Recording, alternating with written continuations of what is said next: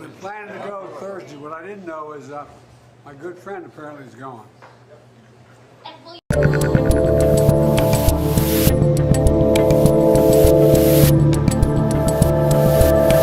Hello, people. I'm Dave Rubin. This is the Rubin Report. It's February 26th. No, it's February 27th, 2024. I'm still in yesterday. We're busy over here.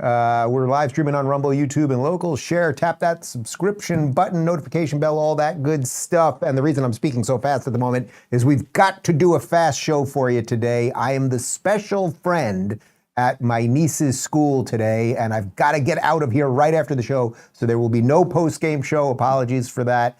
But if you want to play along during the show, RubinReport.locals.com, and I will find a way to make it up to you good people. So we're going to do a bit of an abbreviated show here, and I am caffeinated and speaking very, very fast. Here we go. So Dr. Phil, you guys know Dr. Phil. Dr. Phil went on The View yesterday, and we're going to show you a couple clips to set up today's show because he just brought some basic truth.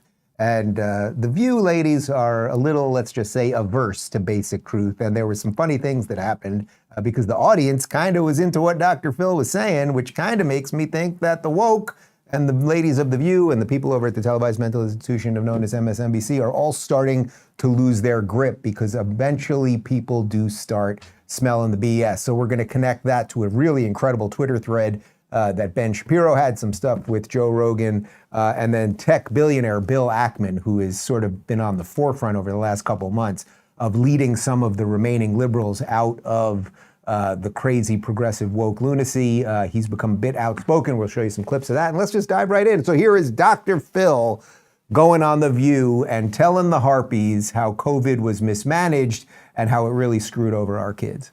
And COVID hits 10 years later, and the same agencies that knew that are the agencies that shut down the schools for 2 years. Who does that? Who takes away the support system for these children? Who takes them away and shuts it down? And by the way, when they shut it down, they stopped the mandated reporters from being able to see children that were being abused and sexually molested, and in fact sent them home and abandoned them to their abusers with no way to watch, and referrals dropped 50 to 60%. So there was also a pandemic going on. They were trying to save kids' lives. Remember, we know a lot of folks who died during this. So it wasn't, people weren't laying around eating bond, but, well, you know what? We're lucky. Maybe we're lucky they didn't, because we kept them out of the places that they could be sick, because no one wanted to believe we had an issue. Are you saying no school children died of COVID? I'm saying it was the safest group. They were the less vulnerable group, and they suffered and will suffer more from the mismanagement of COVID than they will from the exposure to COVID. And that's not an opinion, that's a fact. That's a good line right there to end with, and you could hear the audience applauding with Dr. Phil. It's just so interesting how now, you know, what are we, 2+ years out of COVID, and we really should be 4+ years out of COVID because the whole thing was a farce from the beginning, that still these corporate harpies are running cover for the pharmaceutical industry, for the teachers union, for all of the people at the NIH and the CDC who locked everybody down and everything else. Sonny talking about how keeping kids out of school saved lives. There's really no evidence of that. There's just no evidence of that. We now know that the vaccine didn't even work. I mean, the idea that they pressured young kids, there are 12-year-old kids right now who got this experimental vaccine, and nobody knows why they got it. Well, they know why they got it because the pharmaceutical companies basically were in cahoots with the government to force people to get this thing so that a bunch of people could make a lot of money. But the point is that, Sonny, what did Sonny say there? Well, Whoopi first says, we know that people got sick. Okay, yes, some people did get sick. And then Anna, of course, says, are you saying no kids died? And nobody's saying no kids died, but as Dr. Phil points out, they were the most safe group the entire time. And there was a thing that we used to talk about called herd immunity before the COVID stuff happened. Anyway, we've got an abbreviated version of that I think you will see what the meme makers of the internet did. Are you saying no school children died of COVID? I'm saying it was the safest group. They were the less vulnerable group, and they suffered and will suffer more from the mismanagement of COVID than they will from the exposure to COVID. And that's not an opinion, that's a fact.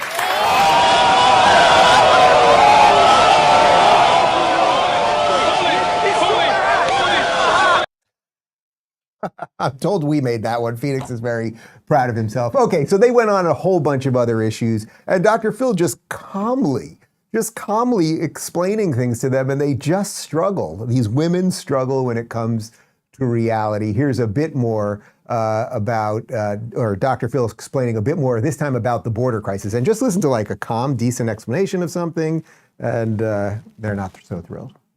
My understanding is that you went to the southern border. Now, you're saying that you're going to give people facts. What did you take away from that experience, and what kind of reporting are you going to be bringing back from that experience? I'll tell you a fact I took away. I talked to the head of all the border guards down there, the head of the union. I asked him straight up, kids are coming over the border with numbers written on them, phone numbers and addresses. Do we check those out? He said, well, we call them. Is it possible that we're sending them into known prostitution rings or sweatshops? He said, it's not possible, it is absolute.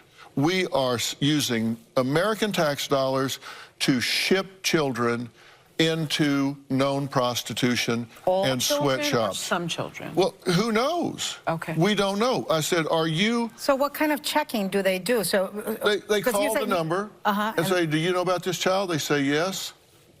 Will you receive them when they come? Yes. I said, is it possible that that's a prostitution ring? He said, we know enough to know that in a number of cases, it has turned out to be absolute sex ring. It has turned out to be an absolute sweatshop. I said, how is this possible? Well, what do they do? And he said, it is happening. What do they do then if they know that that's happening? Where is the U.S. Attorney's Office? Where is the... Here's the good question, you isn't have it? You have to re-ask that question when we come back. All right, so first off, their body language as they're listening to this guy, he's there explaining what's happening to these kids being sold into prostitution and sweatshops and the rest of it. Sonny's line, all children or some children? Like if it was 9 out of 10 children, would that be okay with you, Sonny? It wasn't all the children, like just absolutely ridiculous. But it's good. The reason I'm showing all this is it's good because it seems to me that more and more truth seems to be bubbling up to the surface. The fact that he got the applause on the COVID line at The View is good. The fact that they all are on the defensive, they're still defending COVID lockdowns and vaccines. They're still defending the ridiculous policies of the Biden administration at the border. And more people are just like, no, none of this works. You guys are all liars. I actually had Dr. Phil on the show last week. The full thing's up on Locals right now. Part 1 is up on Rumble and YouTube. But I want to show you this just tiny, just a small portion of it, because here he talks about how it's the fringes that have basically taken over and are dictating our cultural policy. I think we're under attack from what I call the tyranny of the fringe. It's not even the minorities, it's the fringe, way out on the edges. We've got these people that I don't even think speak for who they say they're speaking for. They're the ones that are way out on the edge taking radical positions that don't represent the main thought of the group they say they represent, that are driving these bizarre agendas. And we've got to come together and push back against that. And they take these radical positions and they flat out lie. They've written articles about me where they say, oh, Dr. Phil has now become a safe place for right-wing haters. Oh, I've been there. And I've been there. they go down through this article and say, he had on this right-wing hater, this right-wing hater, this right-wing hater. All right, so it's interesting because Dr. Phil, who is really loved by the mainstream for about 20 years, right? Oprah basically found him. We get into a little bit of that in the interview. And then he was doing the corporate thing. He's now doing this thing. He's going solo. He's building out a network. He's doing it all on his own. And he's getting a little more controversial. What he talks about there at the end, just by talking to people a little bit more conservative or on the right, they start calling him a hater and alt-right and right-wing maniac and all of that stuff. But the broader point there about how there are a series of people taking radical positions and then we're all constantly defending ourselves from them. So what would those positions be? Well, trans kids, right? That's a big one. It would be the border, just letting everybody in. That's the radical position. Crime, not arresting people. That would be the radical position. Allowing homeless encampments to take over streets. That would be the radical position. How about having Hamas supporters close down bridges? That would be the radical position. And yet there's a certain set of people in society that just either sit back and let them do it or actually tacitly help them do it. So we will get to more on Dr. Phil and the trans stuff. He also is on Joe Rogan. He's making the rounds as he launches his new show. We'll get to that in just a second. Let me talk to you guys about Hillsdale College first. Guys, time is our most precious commodity, and I've heard from so many of you guys who have asked for my advice about how we can spend it wisely to improve yourself and the people around you. That's why I'm excited that Hillsdale College is offering more than 40 free online courses in the most important and enduring subject. You can learn about the works of C.S. Lewis, the stories in the book of Genesis, the meaning of the U.S. Constitution, the rise and fall of the Roman Republic, or the history of ancient Christian church from Hillsdale College's online courses, all available for free. That's right, for free. I personally recommend you sign up for American Citizenship and Its Decline with Victor Davis Hanson. In this 8-lecture course, Dr. Hanson explores the history of citizenship in the West and the threat it faces today. Threats like the erosion of the middle class, the disappearance of our borders, the growth of an unaccountable deep state, and the rise of globalist organizations. The course is self-paced, so you can start whenever and wherever. Start your free course, American Citizenship and Its Decline with Victor Davis Hanson today. Go right now to hillsdale.edu/Dave to start. It's free and it's easy to get started. That's hillsdale.edu/Dave. And now back to me. All right. So Dr. Phil's making the rounds. He's making some sense. He's breaking through that mainstream thing a little bit. But here he is going on Joe Rogan talking about the epidemic related to trans kids. And yes, ladies of The View, it is an epidemic, and chopping children's genitals off is not good. It's interesting they choose words like gender-affirming care. You know, that's interesting that they call it that, but really what they're talking about is hormonal therapy or sex reassignment surgery on children. And in fairness, the American Medical Association, the American Academy of Pediatrics, the American Endocrine Society, or whatever the exact name of that is, all of the major medical associations have signed off on this, Joe. They've signed off on it. And I have never seen those organizations sign off on anything with less information as to whether or not it does long-term harm of anything in my life. And when I ask about that, when I bring that up, then they immediately label you as transphobic. And I thought that the deal was first do no harm. And all of the European countries, you know, Sweden, Norway, they've all stopped doing it because they say, we cannot say in good conscience that this does no harm, because it does harm. If you look at the long-term consequences, if someone changes their mind at 10, 11, 12, 13 years old, they can't decide which pajamas they want to wear at night. And their reason for doing it is it stops this drive for suicide, that there's a suicide epidemic. It doesn't fix that. It doesn't fix all the comorbid issues that come along with feeling like they're in the wrong body. But yet they're pushing this, and we're going to do some shows that are already taped that are revealing what the real results of this are. And I think people are going to be shocked that these medical organizations have signed off on this. I think they've just given in to the pressure. Okay, so there's a couple interesting things there. I know you guys know most of this, but the broad point, what he's talking about, is that it is systemic. The trans movement and drugging these kids and chopping off their genitals and everything else, it's systemic, meaning it's gone through all of the layers that were supposed to protect children and protect people from medical procedures that they don't know what the hell is going to happen on the other side. Everybody has signed off on all of this stuff. As you guys know, there's a huge deep transition movement happening right now where people, young kids, and it's usually girls transitioning to boys, and there's reasons for that. We'll get to that in just a second, where, you know, they're like a tomboy at 10, and then they're like, okay, you're a boy, and they do these unbelievably horrific, I don't even want to show you the pictures of them. Have we ever shown the pictures, some of the pictures of the surgeries? Maybe we did once. They're unbelievably horrific when they're taking skin off a young girl's arm to create, you know, what I suppose is some kind of faux penis or something like that. And the idea that they're just going to be better on the other side after you've been pumped with all these drugs, had your body mutilated. And then what happens now you're 15, and what if your voice doesn't sound exactly like you want it to, or you don't look exactly right, or the health problems that come along with that, or suddenly you realize, boy, I was just a little confused about things, and it's odd that my guidance counselor and the principal of the school and the doctor all pushed me to do all of this stuff. So there is an absolute systemic danger because all of these institutions have signed off on all of this stuff, as he points out, with really very little evidence that it works. And if there was evidence, wouldn't there be at this moment, wouldn't there be like, I don't know, how about a dozen trans people who are highly functioning out there in society? And I'm not talking about drag queens or anything else.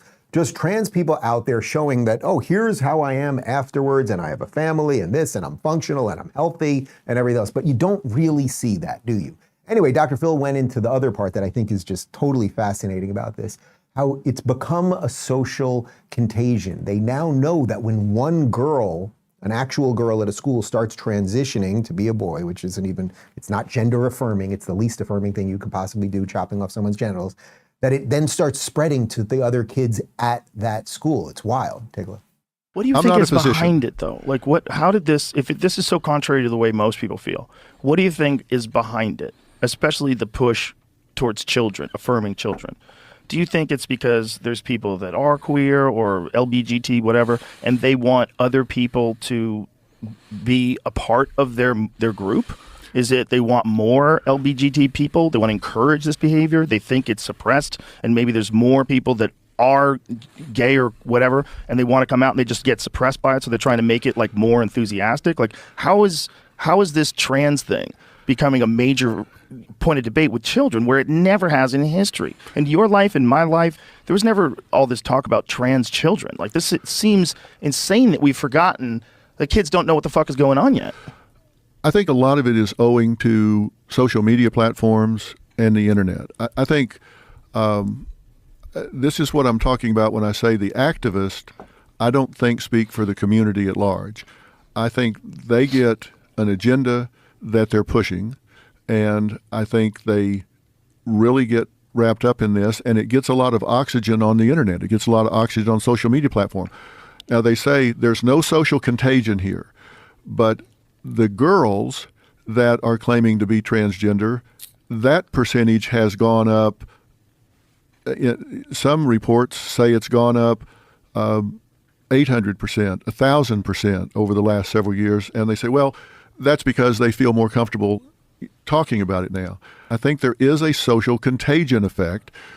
So people jump on the bandwagon, and if it's for a short period of time, but they've done things that can't be reversed, I think that's really tragic. Yeah, it is really tragic for all the reasons that I just explained. Imagine what your life would be like if you did this when you were 11 and then suddenly you are 16 and you realize all of the repercussions of that, or you realize that you were pushed into it, or everything else. And by the way, it's not, when he says, I think that it's a social contagion, it's not think it's a social contagion. There is a book by Abigail Schreier, who I've had on the show, and we have her coming on in another week or so. She did a tremendous amount of research, especially as it pertains to girls transitioning to boys. I just hate that phrase in and of itself because it's just not real. There is a massive social contagion that it just starts spreading within these schools. But if you think all of that medical insanity and all of the trans stuff, okay, that's like a very niche thing and it's not going to happen to my kids or something like that. There is a much, much bigger problem happening in the medical community. You know, I always say this thing about how the more DEI gets put into all the institutions, it's going to destroy everything. We'll literally have planes falling out of the air because they're going to hire people who are not qualified. We're going to have doctors who don't know how to perform heart surgery. Well, it's actually even more perverse than that. And Ben Shapiro had a fantastic Twitter thread about that. Let me get to that in a second. But first, let me tell you about Fast Growing Trees. Guys, did you know that Fast Growing Trees is the biggest online nursery in the U.S. with more than 10,000 different kinds of plants and over 2 million happy customers in the U.S. You can grow lemon, avocado, olive, or fig trees inside your home on top of the wide variety of houseplants available. Fast Growing Trees makes it easy to order online, and your plants are shipped directly to your door in 1 to 2 days. And along with their 30-day Alive and Thrive guarantee, they offer free plant consultation forever. Guys, you know I'm really into greenery and building gardens, and I guarantee you guys these are the best for that. Their experts at Fast Growing Trees curate thousands of plants so you can find the perfect fit for your specific climate, location, and needs. You don't have to drive around to nurseries and big gardening centers. Whether you're looking to add some privacy, shade, or natural beauty to your yard, Fast Growing Trees has in-house experts ready to help you make the right selection with growing and care advice available 24/7. You can talk to a plant expert about your soil type, landscape design, how to take care of your plants, and everything else you need. No green thumb required. Right now, they have the best deals online, up to half off on select plants, and listeners of our show get an additional 15% off when using the code Rubin at checkout. That's an additional 15% off at fastgrowingtrees.com. Use code Rubin at checkout, fastgrowingtrees.com, code Rubin. And now, back to me. Offers available, I should say, for a limited time. And tell them I sent you and see what happens. You never know. All right, so I want to dive into what's going on with DEI in sort of the wider. We focused on the trans part. I know you guys get that part. But what's happening sort of in the wider medical community. So Ben Shapiro had an incredibly viral Twitter thread, and let's just dive right into it. DEI in medicine means that even if doctors injure patients, they might still be protected, even promoted. It also means that top hospitals are abandoning key metrics when hiring surgeons. And it means research by whites may be disregarded. Here's what I found. I mean, this is just wild. Watch this. Sources tell me Wake Forest Medical School is about to graduate Kaishel Del Rosario, the med student who injured a conservative patient and bragged about it. Wake Forest allowed Rosario to lay low and take a voluntary leave of absence when the scandal broke. I'm also told that UPenn Health has hired Yuen Liu, Del Rosario's classmate, who said it seemed karmatic when she injured the patient who mocked her pronoun pin. Wake Forest showered Liu with awards and excellence in patient care, and she now focuses on LGBTQ plus health. Both UPenn and Liu's medical school, Wake Forest, have attempted to hide Liu's hiring. Wake Forest didn't list Liu's hospital in graduation materials, and UPenn doesn't list Liu's medical school on its website. Okay, so this is just two instances about kids at medical school, but he continues in the Twitter thread, and here is an award-winning Duke surgical resident. His name is Vignesh Raman, and here he is in an internal DEI lecture, and you know these things all get leaked now. These Zoom meetings always get leaked. And listen to what he says about patients of his that watch Fox News. You know, the thing is, we are in the South, right? And unlike a lot of the hospitals in the Northeast or in the West, we serve a very Southern population. This is not a VIP hospital. People are not flying in from Qatar to get treated here. We treat patients who are just from the community in the South. And yes, my heart sinks every time I go into a room and I watch them watching Fox News, or they have a MAGA hat on, or they're wearing a Confederate belt, right? These are the patients that we treat. But Geraldine, I will say that the one very good thing about the South that I enjoy is exactly what I alluded to earlier, is that we don't treat VIPs. We treat people from our community. And our community, as Auri explained, is majority non-white. Okay. Look, we don't have any evidence that this guy has ever treated someone that had a MAGA hat or watched Fox News or a Confederate belt, which I feel like he's making that one up. We don't have any evidence that he has treated them without the care that he would treat anyone else. But the idea now that this has leaked into our medical establishment is a huge problem, that doctors are looking at people and based on the color of their skin or the hat they are wearing, they're already thinking different things about them. This is a huge problem. The number one thing that a doctor is supposed to do, as Dr. Phil pointed out, is do no harm, right? That is the point. But wokeness has infected all of the medical schools, the hospitals. You just don't want to think about it. You don't want to think. If you had an emergency and you showed up at the emergency room right now, would you want to think, oh, my doctor is that skin color, that means he got in a little bit easier, he's probably not the best? Or, oh, he might be looking at me and I just realized I'm wearing a hat with an American flag on it, maybe he's not going to give me the best care. But they have now injected this all into the system. Check this out. This is from the American College of Surgeons, giving its 88,000 members a woke definition of racism. In the Defining Racism Part 1 forum, we define racism. I would like to take the time to restate the definition as a reference for the material that we will be discussing today. Racism is the marginalization and or oppression of people of color based on socially constructed racial hierarchy that privileges white people. Racism involves one group having the power to carry out systematic discrimination through the institutional policies and practices of the society and by shaping the cultural beliefs and values that support those racist policies.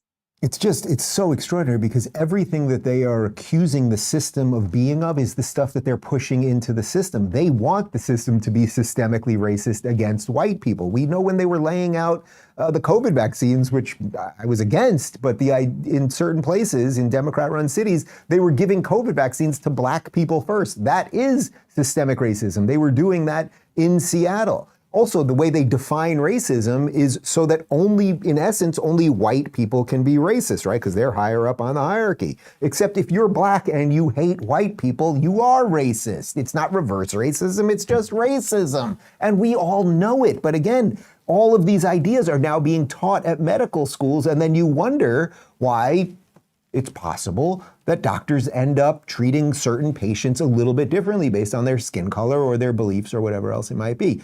These are all from Ben's thread, by the way. Here is video of a conference on DEI at UPenn where that woman, Yuen Liu, now works, and a surgeon is not thrilled how many white people are there. I think surgery in general has been, a predominantly white and male dominated field, and that can be very off-putting and intimidating for somebody. Unfortunately, I think we've probably lost, many brilliant minds just for that reason. They don't feel like they belong. They feel like they're an other. And I think even once you're here, you can very easily feel like an other just because you don't look like or share a lot of the same experiences as your peers. Well, thank God all the people in those Zoom boxes were black. Again, they are taking a bunch of issues, conflating them with systemic issues that they're the ones trying to import, and they are going to destroy the quality of care of medicine for basically everybody. And if you want your doctor to make decisions based on his skin color and your skin color, then go to one of these hospitals. Ben continued, let's jump back into the thread. The doctors also state that the surgery needs something like the NFL's Rooney Rule, which requires that teams interview minority candidates. But the doctors say surgery needs an expanded version that goes further and ensures that minority candidates are selected. It continues, it's bad enough when the teachers or government bureaucrats talk like this, but valuing intersectionality over merit can literally mean life or death in surgery. According to a recent Johns Hopkins study, medical error is the third leading cause of death in the United States.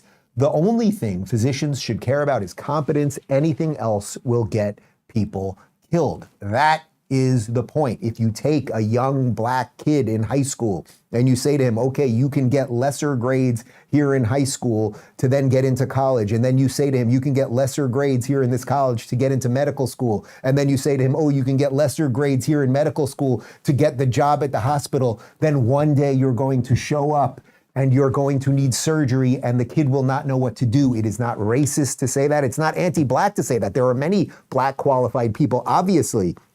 But if we dumb down the standards for a certain set of people, we will dumb down everyone's standards. And again, planes will fall out of the sky and we'll have people dying on the operating table, on top of the fact that they're also telling you that the ideology in and of itself, they look at certain people and think different things. So would they give better care to black people and lesser care to white people? Like, is that such a stretch? It is not. I do not think that it is. Anyway, let's connect this to something else that's going on. Bill Ackman, who I think we've shown you one or two videos of in the last couple of months, has been a lifelong lefty tech guy.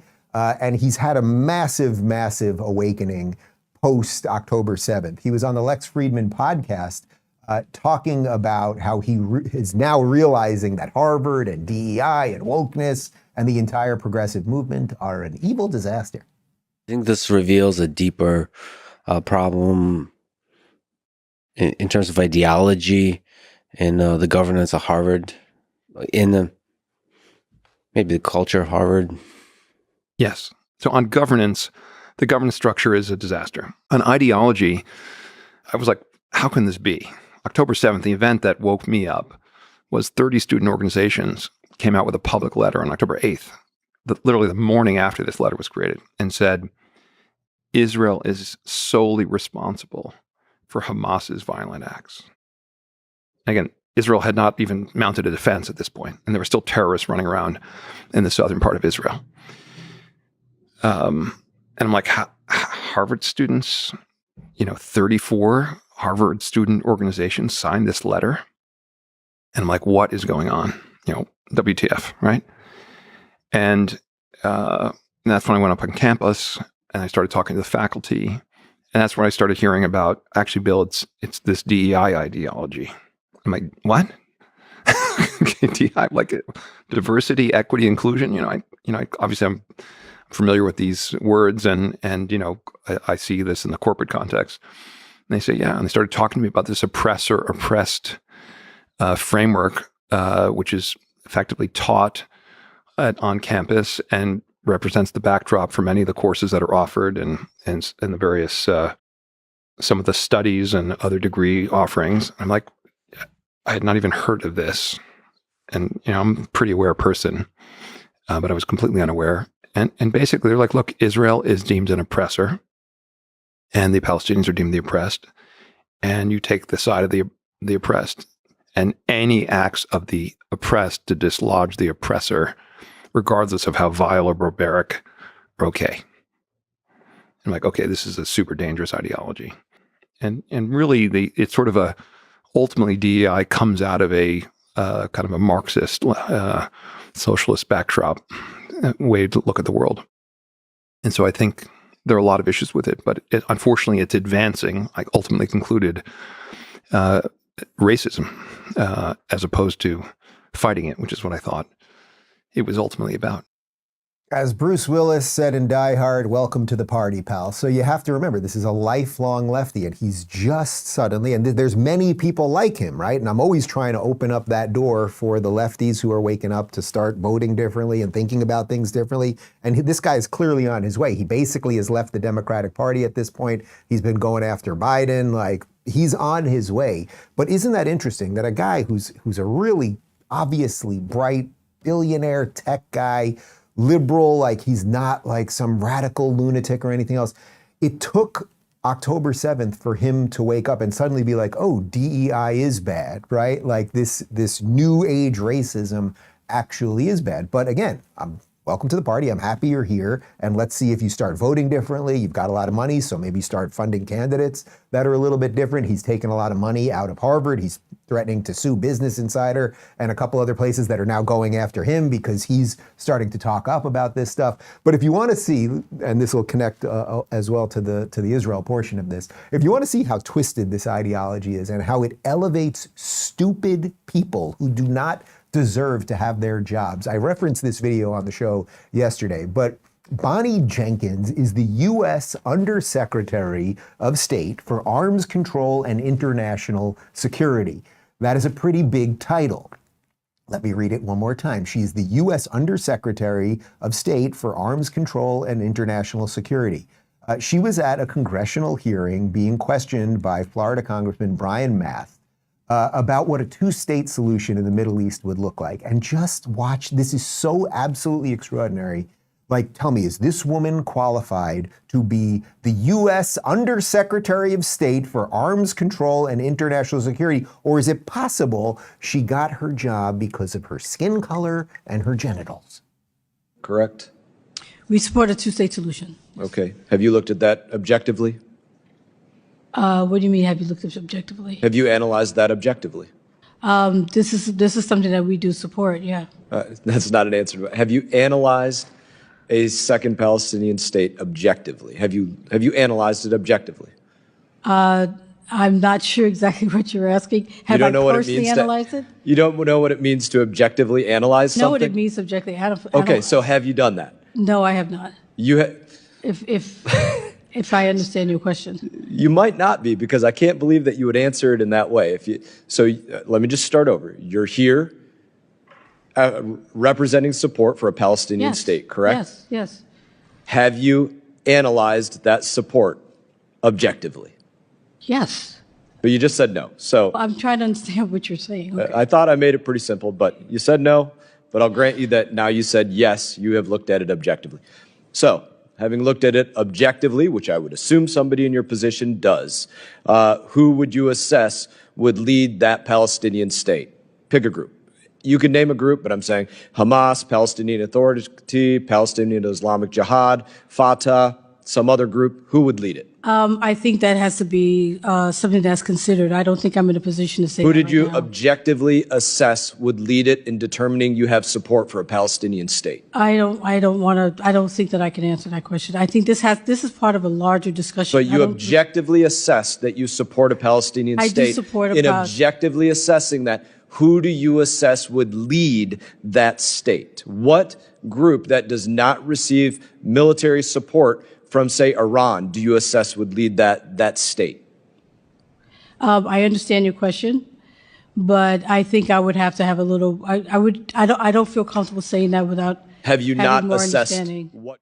I mean, that continues, people. I think we illustrated the point. Like, it just continues and continues and continues. She has no idea what she's talking about. She doesn't know what the word objective is. That's a bit of a problem. She has no idea why she supports a two-state solution or two states, which is a complete farce and always has been a farce, and there never were two states, and there never was a state of Palestine and everything else. But putting all that aside, she has no idea why she supports a certain policy other than she's supposed to support a certain policy. So when he says, well, tell me how you came to this conclusion, or who should lead that state, she has no effing clue. And this is dangerous stuff, because do you know that there are nukes in the Middle East? Do you know that there are all sorts of problems and border disputes and everything else? And we're just gonna grant a freaking terrorist organization that just killed about 2,000 people and still, as we speak right now, has 5 to 8, it's a little unclear, American hostages on top of about 200 Israeli hostages. You're gonna give them a state. You don't even know why or who's gonna be in charge or what the boundaries of the state will be, but congratulations to the DEI crew. You got a black woman to be the undersecretary of do.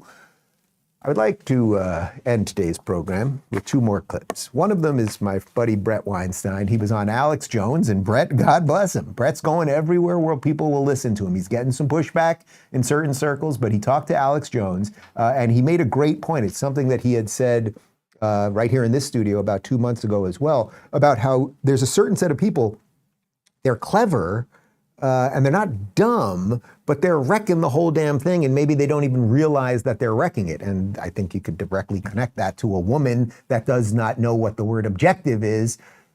Take a look. Yeah, I agree. My impression is that they are clever enough to wreck the systems that work, and they are far from clever enough to rebuild something in their wake. So yeah, I think they are heading us for disaster, and that they are going to discover how much hubris has been driving them when it's too late for them. But I don't think we really have any choice but to rescue Western civilization. It is the best tool we've got, always has been. It's not to say that it can't use upgrading here and there, but we have to save it because your children, my children, and all of the grandchildren that we might ultimately have are depending on us to do it. Ain't that it? Ain't that it? Like, who have been the sort of thoughtful people that we've shown you on the show today? Was it Dr. Phil and Dr. Weinstein? Or was it the ladies of The View, the undersecretary of the thing? Like, these people are completely out of control. Is it the doctors who have now decided that they should be racist against white people and like, it's just so damn obvious. But guys, you really just need to understand this thing. Brett's making a great point. They're clever enough to destroy things, but they're not clever enough to rebuild them. And with the day we're on the other side, we're like, boy, I guess, for all those years they were saying they were going to rip the whole thing down and burn down the system and everything else.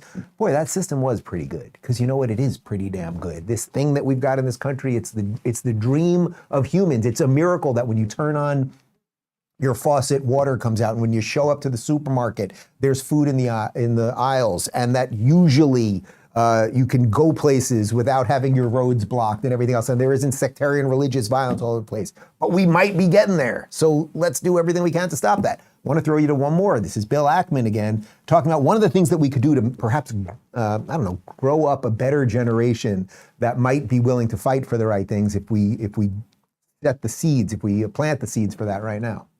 One of the biggest mistakes our generation is making raising kids, I don't know how many people in the audience are at that stage yet, is I think that an ability to deal with stress what people call grit, for example, is a bit lacking in our kids' generation, because I think there's a bit of a tendency on the part of the parents to keep saving our kids when they're about to fall. Everything from the way playgrounds are designed, where if you fall, well, it's cushioned, but it's kind of an extreme example. I mean, you don't want daggers lying around on the ground, but I do think that we're cushioning a bit too much our kids, and we should allow them. My wife is a landscape architect, and some of the kids love there's a playground called the Adventure Playground in Central Park, which would never get built today because the litigation plaintiffs probably have a field day with it, but the kids love it because it's actually challenging. So maybe we can do some things and start with young people so that they're not afraid of everything, so they do take risks. So occasionally they scrape a knee or whatever else. I kid you not, I got a text while we were playing that clip. David texted me, and the kids are out in the playground right now, and Justin took a big spill from the slide. It's okay, he's gonna be okay. But that's just one little version of this. But if we just decide that, no, we're just gonna create this safe world, and no one will ever get hurt, and no one will ever be challenged, and everyone will be equal, and merit will never get you ahead, and nothing will really mean anything, then yes, we will eat bugs, and we will live in the metaverse, and we will all be asexual with no genitals, and John Kerry will eat steak and fly on private planes. That's not the world I intend to live in. The world I intend to live in is over at my niece's school. I got to get going. I am the friend of the day. I don't know exactly what that means, but I got to go, so there's no post-game show. I thank you guys for watching. Sorry we were a little brief today. If you want to join us and keep us independent, RubinReport.locals.com. No people of the internet today because I'll be over there, but we will be picking that up on Friday. I thank you for watching. We leave you with the elderly man pretending to be president. Goodbye. Senator Vance recently asked the U.S. Director of National Intelligence, along with the Secretaries of State and Defense, if I was working in some capacity for the American government. Simply put, I'm an American serving as a Ukrainian infantry soldier and combat medic who was brought from the zero line and assigned to the TDF's media team in the dual role of spokesperson and Russian disinformation analyst. The remaining speculation surrounding me is disappointing.